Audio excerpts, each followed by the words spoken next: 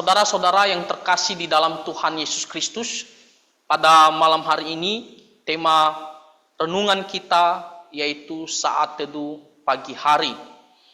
Dan mazmur yang kita barusan baca adalah mazmur yang ditulis oleh Raja Daud. Di sini Lembaga Alkitab Indonesia memberikan judul Doa Pagi-Pagi Hari, atau bisa dikatakan perkataan Daud pada pagi hari. Dan apa yang menjadi latar belakang ataupun masalah yang dihadapi oleh Raja Daud di Mazmur pasal yang kelima ini. Kita bisa melihat bagaimana Raja Daud dia memiliki musuh-musuh yang begitu benci terhadap Raja Daud, dan apa yang mereka lakukan, mereka berusaha memfitnah Raja Daud. Mereka berusaha bersaksi dusta tentang Raja Daud. Mereka mengejek-ngejek Raja Daud. Mereka berusaha membuat nama Daud jadi benar-benar busuk di depan orang. Tujuannya adalah satu, untuk menjatuhkan Raja Daud. Kalau kita membaca tadi di ayat-ayat firman Tuhan, di situ dikatakan mereka adalah orang-orang fasik, mereka pembual, mereka penumpah darah, mereka penipu. Nah, inilah musuh-musuh Raja Daud. Melihat semuanya itu, tentunya Raja Daud, dia secara manusia, dia takut atas kelicikan, atas kejahatan musuh-musuhnya. Oleh karena itu Raja Daud dia datang kepada Tuhan. Dan secara khusus ketika dia bangun pada pagi hari, dia datang berseru, berdoa kepada Tuhan. Nah, kalau kita melihat di ayatnya yang kedua, di situ dikatakan, berilah telinga kepada perkataanku ya Tuhan, indahkanlah keluh kesahku. Dia memohon kepada Tuhan agar Tuhan mendengarkan perkataannya, atau Tuhan mendengarkan keluh kesahnya, pergumulan yang sedang dia hadapi. Daud adalah seorang yang selalu datang mencari Tuhan. Apa masalah yang dia hadapi, kesusahan apa yang dia alami, dia selalu datang curhat kepada Tuhan dan memohon pertolongan kepada Tuhan. Kita lihat bagaimana Daud ini adalah seorang yang begitu dekat dengan Tuhan. Pada umumnya manusia ketika ada masalah, mungkin dia akan lebih cepat curhat kepada orang yang dekat dengan dia. Apakah orang tuanya, sahabatnya, atau pasangan hidupnya. Tapi Daud, dia ketika dalam masalah, dia datang kepada Tuhan. Dan dia mengatakan, Tuhan dengarkanlah perkataanku, indahkanlah keluh kesahku. Pergumulan, kesusahan yang dia hadapi saat ini begitu berat, dan dia memohon supaya Tuhan mendengarkan, memberikan pertolongan baginya. Dan yang ketiga dikatakan, perhatikanlah teriakku, minta tolong. Artinya dia berseru, sangat-sangat memohon. Dikatakan dia minta tolong. Dan dikatakan, ya Rajaku dan Allahku, sebab kepadamulah aku berdoa. Dia memanggil Tuhan di sini sebagai rajanya. Raja posisinya adalah sebagai pemimpin, penguasa, pemerintah.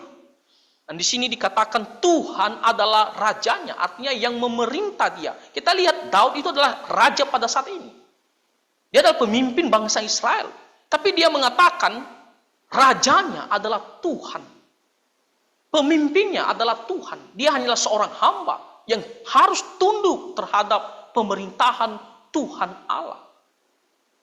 Dan dikatakan di sini, Allahku, penguasa atas segala sesuatu dan juga penguasa secara khusus atas hidupnya. Jadi Daud dia memohon pertolongan ini kepada Tuhan yang adalah rajanya, yang adalah Allahnya, penguasa atas hidupnya sendiri. Dan di sini dikatakan, kepadamulah aku berdoa. Tidak ada pribadi di mana kita bisa berharap 100% Tuhan atau pribadi tersebut bisa menolong kita kecuali Tuhan Allah kita. Kenapa? Karena dialah yang menciptakan kita. Dialah yang memerintah atas seluruh hidup kita. Kehendaknya lah yang terjadi. Dialah satu-satunya pertolongan kita. Maka hanya kepada Tuhan kita datang berdoa. Bukan bersandar berharap kepada manusia atau kepada yang lain. Hanya kepada Tuhan Allah kita. Ayat yang keempat di sini dikatakan, Tuhan, pada waktu pagi engkau mendengar seruanku. Pada waktu pagi aku mengatur persembahan bagimu. Dan aku menunggu-nunggu. Daud, dia tidak hanya berdoa di siang hari. Dia tidak hanya berdoa pada malam hari. Kalau kita baca firman Tuhan bagian lain, kita melihat bagaimana Daud sebelum dia tidur, sebelum dia istirahat, sebelum dia membaringkan diri, dia berdoa kepada Tuhan dan menyerahkan hidupnya ke dalam tangan Tuhan. Tetapi Daud juga ketika dia bangun pada pagi hari, setelah dia beristirahat satu malam, pada pagi hari, dia menggunakan kesempatan itu untuk datang berdoa kepada Tuhan. Untuk datang berkomunikasi dengan Tuhan. Walaupun Daud itu adalah seorang raja yang tentunya banyak kesibukan juga dia. Dan juga dia memiliki banyak pergumulan. Tapi dia tidak pernah melupakan ataupun membiarkan waktu pagi untuk datang berdoa kepada Tuhan. Bagi dia itu adalah kesempatan yang sangat baik. Sebelum melakukan banyak kegiatan. Sebelum melakukan apa yang dia pikirkan, apa yang dia rencanakan. Terlebih dahulu dia datang berdoa, menyerahkan semuanya kepada Tuhan. Dan juga memohon pimpinan Tuhan, pertolongan Tuhan dalam satu hari secara khusus. Jadi pagi hari Daud dia datang berdoa kepada Tuhan. Di sini dikatakan, pada waktu pagi aku mengatur persembahan bagimu dan aku menunggu-nunggu. Dalam versi KJV di sini dikatakan, pada waktu pagi aku mengarahkan doaku. Ya, kalau Alkitab Indonesia mengatakan mengatur persembahan bagimu. Dia mengarahkan doanya, permohonannya kepada Tuhan. Dan dia menunggu-nunggu, artinya apa? Dia berharap, terus memandang, terus menantikan akan datangnya pertolongan dari Tuhan. Jadi dia tidak hanya pagi hari itu dia berdoa, asal berdoa saja. Sekedar dia datang berbicara kepada Tuhan, lalu lewat begitu saja. Tetapi dia lakukan dengan sungguh-sungguh, terlihat bagaimana dia mengatakan, aku menunggu-nunggu. Artinya dia berdoa dengan penuh pengharapan. Dia benar-benar berharap supaya doa yang dia sampaikan pada pagi hari itu, Tuhan kiranya mendengarkan. Jadi bukan hanya sekedar karena mau berdoa, apalagi buru-buru, lalu lewat begitu saja. Tidak. Tetapi benar-benar dia berharap agar doa yang dia sampaikan, yang dia arahkan kepada Tuhan, ada jawaban, ada pertolongan daripada Tuhan Allah kita. Ayat yang kelima sampai yang ketujuh, Daud memberitahukan sifat Tuhan. Terutama kepada orang yang jahat. Bagaimana sikap Tuhan kepada mereka. Di ayat yang kelima dikatakan, sebab engkau bukanlah Allah yang berkenan kepada kefasikan. Orang jahat takkan menumpang padamu. Daud tahu Tuhan itu begitu benci terhadap orang-orang fasik. Tuhan tidak mungkin membela musuh-musuhnya ini. Tuhan tidak mungkin berpihak kepada musuh-musuhnya ini. Kenapa? Karena mereka adalah orang jahat, orang fasik. Dikatakan Tuhan tidak berkenan kepada orang fasik. Fasik artinya orang yang tidak mengakui adanya Tuhan dan tidak peduli terhadap hukum-hukumnya Tuhan. Makanya di sini dikatakan orang jahat. Orang yang hanya menginginkan kejahatan. Orang yang hanya memuaskan hawa nafsunya sendiri. Tidak peduli apakah Tuhan berkenan atau tidak. Yang penting saya mau dan saya lakukan. Itulah orang fasik. Dan Daud mengatakan Tuhan sangat membenci orang fasik. Tidaklah mungkin Tuhan berkenan kepada mereka. Dalam konteks ini, Daud sedang berhadapan dengan musuh-musuhnya yang adalah orang fasik. Maka Daud yakin Tuhan tidak mungkin berada di sisi musuh-musuhnya ini. Mendengarkan mereka, menolong mereka, berpihak kepada mereka. Tidak. Kenapa? Karena Tuhan benci kepada kefasikan. Ayat yang ke-6 dikatakan, pembual tidak akan tahan di depan matamu. Engkau membenci semua orang yang melakukan kejahatan. Pembual itu adalah orang-orang yang pembohong ataupun orang-orang yang berkata dusta, penipu. Itulah maksud pembual di sini. Orang-orang yang hanya menginginkan, memikirkan, merencanakan hal yang jahat terhadap orang lain. Bagaimana supaya orang ini bisa jatuh? Bagaimana supaya orang ini bisa celaka? Bahkan supaya orang ini bisa binasa. Itulah yang dipikirkan mereka. Itu yang direncanakan mereka. Di sini dikatakan pembual tidak akan tahan di hadapan Tuhan. Mereka tidak akan bisa bertahan, berdiri di hadapan Tuhan.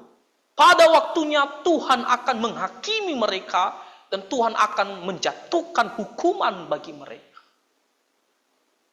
Walaupun untuk sementara kita melihat orang-orang yang pembual ini, kita melihat sekilas, hidupnya bagus ya, makmur.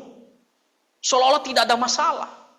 Seolah-olah jalan hidup mereka mulus begitu saja.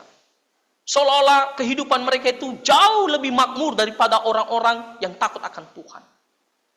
Tapi saudara-saudara, sekali-sekali mereka tidak akan pernah lepas daripada penghukuman dari Tuhan. Pada waktunya, ketika Tuhan menghakimi mereka, mereka tidak akan tahan di hadapan Tuhan. Mereka akan dijatuhkan hukuman. Mereka akan dibinasakan. Makanya di sini dikatakan tidak akan tahan di depan matamu. Kenapa? Karena Tuhan kembali lagi sifatnya yang adalah kudus. Dia benci terhadap kejahatan. Ayat yang ke-7 dikatakan, engkau membinasakan orang-orang yang berkata bohong. Tuhan jijik melihat penumpah darah dan penipu. Akhir hidup mereka adalah kebinasaan. Mereka akan dimusnahkan oleh Tuhan. Bahkan di sini dikatakan Tuhan jijik. Bukan hanya Tuhan tidak suka, tapi lebih daripada tidak suka, yaitu dia jijik, merasa jorok, najis di hadapan Tuhan. Orang-orang yang seperti pembohong di sini, penumpah darah, penipu. Penumpah darah artinya apa? Orang-orang yang hanya menginginkan kematian orang lain. Orang-orang yang hanya merencanakan kejatuhan orang lain. Itu adalah penumpah darah. Di sini dikatakan Tuhan jijik melihat mereka. Melihat kelakuan mereka. Tak ada kasih. Tak ada kasih di dalam diri mereka. Justru yang mereka hanya pikirkan adalah kejatuhan, kejahatan kepada orang lain. Maka Tuhan jijik terhadap orang-orang seperti demikian. Jadi Raja Daud Dia memberitahu sifat-sifat Tuhan. Terutama bagaimana sikap Tuhan terhadap orang-orang yang jahat ini, musuh-musuhnya ini. Dia yakin Tuhan benci kepada mereka karena kejahatan mereka. Lalu bagaimana dengan Raja Daud? Kalau tadi di sisi orang-orang jahat itu musuh-musuhnya, Tuhan tidak senang kepada mereka karena kejahatan mereka. Tapi bagaimana dengan Raja Daud? Di sini dikatakan di ayat yang ke-8, tetapi aku berkat kasih setiamu yang besar, aku akan masuk ke dalam rumahmu, sujud menyembah ke arah baitmu yang kudus dengan takut akan engkau. Lihat kata-kata berkat kasih setiamu yang besar. Artinya apa? Tuhan bermurah hati. Tuhan berbelas kasihan kepada Raja Daud. Tuhan tidak menolak Raja Daud. Tuhan mengasihi Raja Daud. Sehingga Raja Daud dia bisa masuk ke dalam rumah Tuhan dan beribadah kepada Tuhan. Kalau orang jahat tadi, di situ dikatakan mereka tidak akan tahan di hadapan Tuhan. Tapi sebaliknya, Raja Daud mendapat belas kasihan daripada Tuhan. Makanya di sini dikatakan, aku akan masuk ke dalam rumahmu dan sujud menyembah ke arah baitmu yang kudus dengan takut akan engkau. Jadi ada perbedaan sikap Tuhan antara orang-orang fasik ini dengan Raja Daud. Kalau orang-orang fasik, Tuhan benci, jijik kepada mereka, dan Tuhan akan hukum mereka pada waktunya. Tapi kepada Raja Daud, Tuhan memberikan kasih setianya.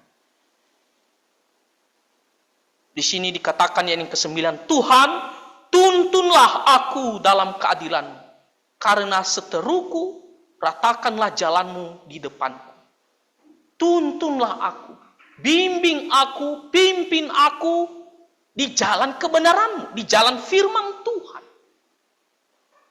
Kita tahu musuh-musuh Raja Daud itu begitu licik. Mereka adalah penipu-penipu. Mereka benar-benar merencanakan bagaimana supaya Daud jatuh. Kalau tanpa pertolongan Tuhan, tanpa pimpinan Tuhan, maka Daud bisa jatuh, terperangkap dari musuh-musuhnya ini. Tapi Daud mengatakan, tuntun aku, bimbing aku, agar aku bisa berjalan lurus. Berjalan dengan benar. Jangan sampai saya belok kanan, belok kiri, yang akhirnya membuat saya jatuh. Tapi pimpin saya sesuai dengan firman Tuhan. Di sini dikatakan, ratakanlah jalanmu di depanku. Buatlah aku bisa mengerti dan bisa melakukan apa yang menjadi kehendak-Mu ya Tuhan.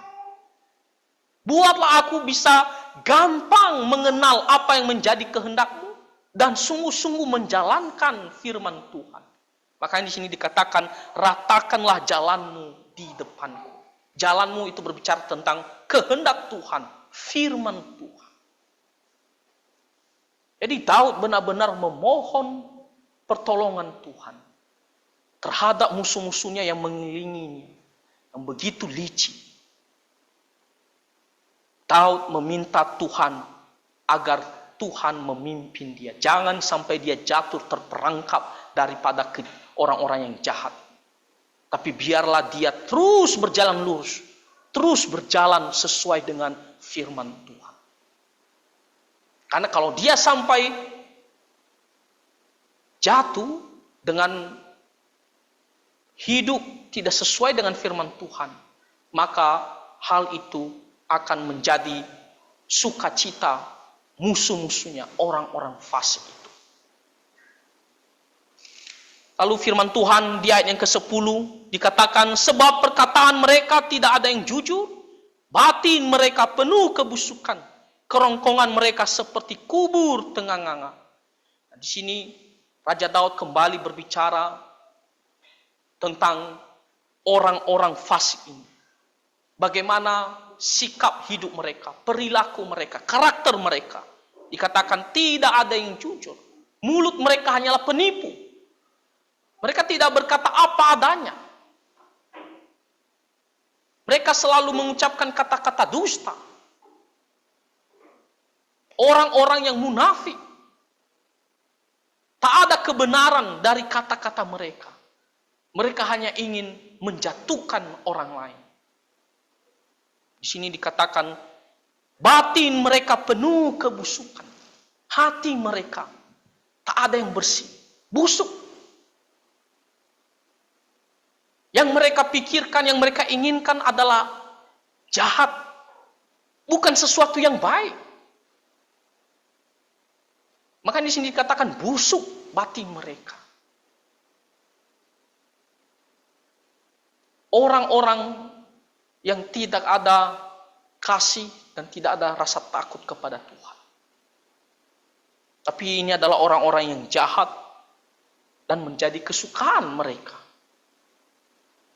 Menjadi kebiasaan di dalam kehidupan mereka. Kerongkongan mereka seperti kubur tengah-nganga. Kubur yang siap-siap menelan. Jadi mereka hanya ingin membinasakan orang lain. Mereka mau tahu supaya dia benar-benar jatuh, dia bisa binasa. Bayangkan, ini adalah orang-orang yang sama sekali tidak ada kasih di dalam diri mereka. Yang ada di dalam hati mereka hanyalah kebencian, kedengkian, iri hati kepada Raja Daud. Nah, kita sebagai anak-anak Tuhan, kita harus menjauhkan sikap seperti demikian. Jangan hanya kita bangun ya di dalam diri kita keinginan-keinginan yang jahat. Tapi sebaliknya, mari kita bangun di dalam diri kita hal-hal yang baik. Keinginan-keinginan yang baik, perbuatan-perbuatan yang berkenan di hadapan Tuhan. Kita bukanlah orang-orang fasik, kita adalah anak-anak Tuhan. Kita harus memiliki hati yang selalu mau berbuat baik sesuai dengan firman Tuhan. Di sini dikatakan lidah mereka merayu-rayu. Merayu-rayu. Seperti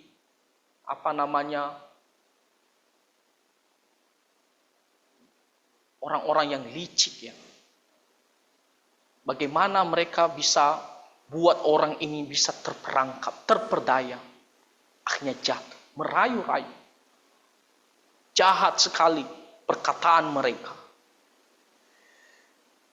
Di balik semua kata-kata mereka adalah tujuannya jahat. Biarlah mereka menanggung kesalahan mereka, ya Allah. Biarlah mereka jatuh karena rancangannya sendiri. Buanglah mereka karena banyaknya pelanggaran mereka, sebab mereka memberontak terhadap Engkau. Nah, saudara-saudara, orang-orang fasik ini, ya tentunya pada waktunya akan menanggung semua kesalahan mereka. Mereka tidak akan lolos daripada akibat kejahatan mereka. Pada akhirnya mereka akan tanggung akibatnya. Kenapa? Karena kita punya Tuhan. Tuhan yang adalah adil dan kudus. Pada waktunya dia akan menegakkan kebenarannya. Mereka akan memanen semua kejahatan mereka.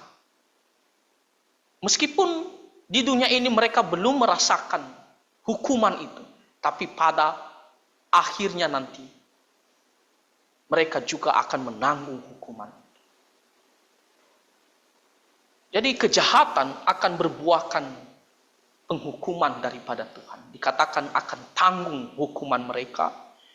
Dan Tuhan akan membuang mereka karena pelanggaran mereka, karena pemberontakan mereka terhadap Tuhan. Jadi walaupun musuh-musuhnya ini mereka berbuat jahat kepada Raja Daud, mereka itu berhadapan dengan Raja Daud, tapi secara tidak langsung mereka itu sebenarnya sedang berhadapan dengan Tuhan. Karena perbuatan yang mereka lakukan itu jelas-jelas itu melanggar perintah Tuhan. memberontak terhadap firman Tuhan. Tuhan bilang, jangan kamu menjadi seorang penipu, jangan menjadi seorang yang bersaksi dusta, jangan menginginkan kebinasaan, kejatuhan orang lain, jangan ada padamu kebencian. Tapi mereka melanggar semuanya itu. Mereka pikir mereka hanya berhadapan dengan Raja Daud. Tetapi lebih daripada itu, sesungguhnya mereka sedang berhadapan dengan Tuhan. Karena yang mereka langgar itu bukan hukum manusia, tetapi hukumnya Tuhan, peraturannya Tuhan. Makanya kalau ada orang berbuat jahat, saudara-saudara, mungkin dia bergembira atas kejahatannya itu. Nah, kita tidak usah bersedih. Kita tidak usah berkecil hati. Walaupun mereka berbuat jahat kepada kita, seolah-olah kita merasa rugi sekali. Tetapi sesungguhnya mereka sedang berhadapan dengan Tuhan. Karena kejahatan itu jelas-jelas hal yang dibenci oleh Tuhan, melanggar perintah Tuhan. Maka mereka akan tanggung pada waktunya. Tidak masalah. Kita terima. Tetapi kita tahu mereka akan tanggung penghukuman itu dari Tuhan. Nah, itulah orang-orang yang jahat itu. Tetapi sebaliknya di ayat yang ke-12 dan 13 dikatakan, tetapi semua orang yang berlindung padamu akan bersuka cita. Mereka akan bersorak-sorai selama-lamanya karena engkau menaungi mereka dan karena engkau akan bersukaria orang-orang yang mengasihi namamu. Sebaliknya, orang-orang yang berlindung pada Tuhan, yang datang memohon pertolongan daripada Tuhan, mengandalkan Tuhan, dikatakan akan bersorak-sorai selama-lamanya. Mereka yang bernaung di bawah naungan Tuhan, mereka akan bersukaria. Mereka yang mengasihi Tuhan, mereka akan bersukaria selama-lamanya. Mungkin ada orang-orang yang kita pikir, oh ini orang yang hidupnya takut akan Tuhan. Tapi kita melihat di dunia ini dia begitu menderita. Dia sengsara. Tetapi saudara-saudara, pada waktunya mereka akan bersuka cita. Mereka akan dilepaskan dari penderitaan mereka itu dan akan menerima penghiburan, sukacita daripada Tuhan. Dikatakan di sini selama-lamanya. Karena Tuhanlah pelindung mereka, Tuhanlah penjaga mereka. Pada waktunya mereka akan dilepaskan dari kesulitan itu dan akan bersuka. Dikatakan sebab engkaulah yang memberkati orang benar, engkau memagari dia dengan anugerahmu seperti perisai. Orang benar di sini bukan hanyalah orang yang percaya kepada Tuhan, tapi orang yang hidupnya sungguh-sungguh takut akan Tuhan. Taat perintah Tuhan. Orang-orang yang seperti demikian dikatakan diberkati oleh Tuhan. Artinya hidupnya akan penuh dengan ucapan syukur. Penuh dengan sukacita. Kenapa? Karena Tuhan memagari mereka seperti perisai. Perisai itu pelindung dari bahaya, dari serangan musuh. Tuhan dikatakan di sini adalah perisai mereka. Mereka akan dipagari, dilindungi dengan anugerah Tuhan. Artinya dengan kebaikan-kebaikan daripada Tuhan. Jadi bayangkan seseorang berdiri lalu dikelilingi dengan berbagai kebaikan Tuhan, anugerah Tuhan. Sungguh dia akan bersuka cita, dia akan bersyukur kepada Tuhan. Karena kasih setia Tuhan, kebaikan Tuhan tidak akan pernah berhenti di dalam kehidupannya sehari-hari. Tuhan selalu memagari dia anugerahnya. Tuhan tidak pernah tinggalkan dia, Tuhan tidak pernah lupakan dia, Tuhan selalu bersama dengan dia. Itulah kehidupan orang-orang yang benar. Berbeda jauh dengan orang-orang fasik tadi. Jadi saudara-saudara, apa yang kita bisa pelajari dari Mazmur pasal yang kelima ini? Kita melihat bagaimana Raja Daud, dia datang berseru kepada Tuhan, berdoa kepada Tuhan, dengan menggunakan waktu di pagi hari. untuk menyampaikan pergumulannya, untuk menyerahkan hidupnya kepada Tuhan, khususnya dalam menjalani satu hari itu. Di dalam menghadapi musuh-musuhnya, dia datang kepada Tuhan pada waktu pagi hari, berdoa kepada Tuhan.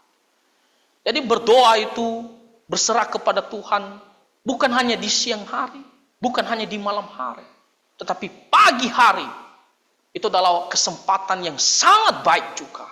Sebelum kita melakukan kegiatan kita, sebelum kita melakukan pekerjaan kita, apalagi kalau ada kekhawatiran yang kita hadapi pada hari itu, kita sudah tahu, oh saya bangun nanti siang ya, ada kesusahan, ada masalah yang akan saya hadapi. Pagi hari itu ketika kita bangun, mari kita tenangkan diri kita. Mari kita gunakan waktu itu. Kita arahkan permohonan kita kepada Tuhan. Berdoa kepada Tuhan. Sangat penting kita gunakan kesempatan yang sangat baik. Bahkan kalau saya katakan pagi hari itu adalah pagi yang lebih baik daripada waktu-waktu yang lain. Kenapa? Ketika kita sudah beristirahat, tubuh kita sudah segar kembali. Kita bisa dengan fokus sebelum memikirkan melakukan banyak hal. Orang mengatakan masih kosong pemikiran kita ketika kita bangun. Masih segar. Maka itu adalah waktu yang sangat baik kita datang untuk saat teduh. Untuk berdoa kepada Tuhan. Karena kalau sudah lewat nanti jam 7 pagi, sudah banyak masuk pemikiran-pemikiran apa yang kita mau lakukan, apa yang akan kita hadapi, sudah banyak. Dan bisa saja apa yang terjadi dalam hari itu. Maka pagi hari, mari kita serahkan sama Tuhan. Mari kita berdoa kepada Tuhan. Jadi Bapak Ibu, mari kita saat teduh setiap pagi hari. Sesibuk apapun kita, sebanyak apapun pekerjaan kita, bahkan seberat apapun pergumulan kita, mari kita gunakan, sisihkan waktu pagi-pagi datang berdoa kepada Tuhan. Ada banyak orang Kristen, saya ada bertanya ke beberapa pemuda, sebelum kamu melakukan aktivitas kamu, ketika kamu bangun kamu ada berdoa tidak? Oh tidak berdoa langsung. Kenapa? Tidak sempat langsung. Saya buru-buru kejar waktu. Tidak sempat. Tapi kita belajar dari Raja Daud. Sesibuk apapun kita atur waktu kita. Saya mau ambil waktu untuk berdoa saat teduh. Kita bisa baca firman Tuhan, kita bisa berdoa. Bahkan kita bisa juga memuji Tuhan. Kita saat teduh setiap pagi. Salah satu tokoh gereja yang sangat terkenal, pemimpin reformasi kita itu Martin Luther. Martin Luther sebelum dia melakukan aktivitasnya, dia akan mengambil waktu pagi-pagi sekali. Dia akan berdoa saat teduh kepada Tuhan. Bahkan 1-2 jam dia akan berdoa kepada Tuhan. Banyak hal yang kita doakan. Kalau kita daftarkan banyak sekali. Ya. Apa yang akan kita lakukan? Mari kita sampaikan kepada Tuhan. Ya. Jadi saudara, mari kita belajar dari Raja Daud. Daud sendiri ya adalah seorang raja. Dia adalah seorang yang memerintah orang Israel. Dia memberikan teladan yang sangat baik bagi kita. Dia memberikan waktunya untuk saat teduh, dia datang berdoa memohon pertolongan Tuhan. Maka kita juga setiap harinya, mari kita juga bangun diri kita untuk saat teduh. Pagi hari kita berdoa, kita membaca firman Tuhan, dan kita serahkan semuanya kepada Tuhan. Sehingga apapun yang kita jalani dalam satu hari itu, Tuhan akan memimpin kita, Tuhan akan menolong kita. Sama seperti Raja Daud. pada akhirnya Tuhan selalu melepaskan dia dari kesulitan, dari musuh-musuhnya.